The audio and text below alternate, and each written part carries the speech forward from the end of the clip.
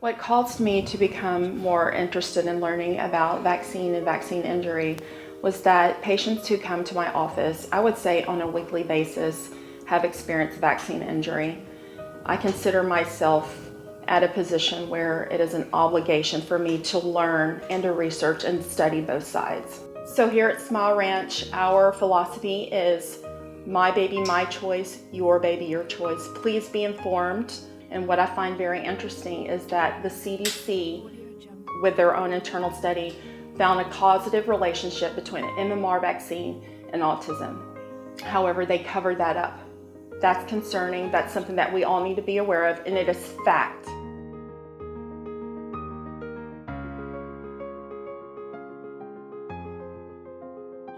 Hi, this is the Harris family, or parts of the Harris family. This is our son, Gage. Say hi, Gage. Hi.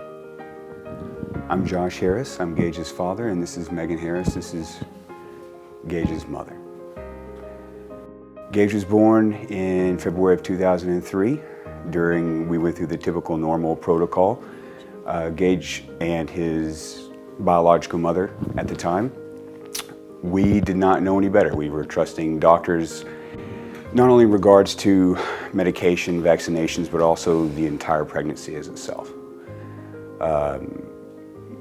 Gage was cesarean, and his biological mother at the time, unfortunately did not take the best care of her own self throughout the pregnancy. So Gage's story is more of the perfect storm. After Gage was born through cesarean, bombarded with vaccinations, and unfortunately Gage had a lot of respiratory issues, 3 months, 6 months old. So tons of antibiotics, tons of asthma medications, various shots, full gamut. But again, we trusted a lot of medical professionals, not only medical, but our family. Everyone believed this, it was the same thing. The best way to go, well, the doctor says it's good, the professional says it's good, trust them, go from there. Around 6 months, 9 months, Gage started having seizures, very violent, very short, but very violent seizures. His lips would turn blue. Many doctors, and we took him to the ER, we thought it was what they deemed was due to his temperature. His temperature would skyrocket, that's what kicked on the seizure. Eventually, we saw a neurologist at a children's medical in Dallas, and they originally thought it was leakage on the brain. His brain was just simply swelling up. There was fluid involved, so we did more and more MRIs, more and more investigation. They eventually found out that they deemed his seizures tied with autism.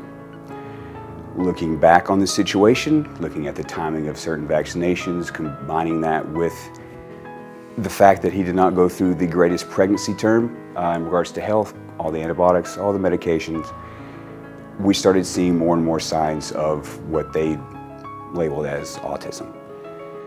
There are certain dates in regards to him having certain vaccinations where we did see a decline.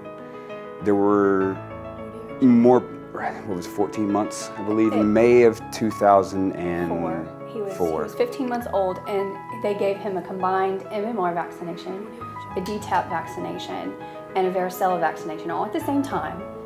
And chances are he was probably sick as Very well. much so, but that's when I noted, outside of the seizures, that's when I started noticing changes in regards to his overall behavior. Even though he was delayed, he was still pulling up and still getting walking and so on. Shortly after that, it was incredibly difficult for him just to pull himself up. He had a very small language ability, but daddy was one word that he spoke clearly. Clean, crisp, it was daddy. It was cookie, it was certain words. 14, 15 months, all that went away.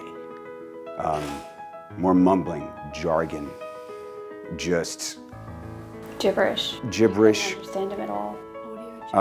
Lack of eye contact, things along those lines, toe walking, but we also saw became very physically weak, not being able to hold a sippy cup, not being able to hold certain things. So, not every doctor is out to get you, but it's your duty as a parent to research, to educate yourself, educate others.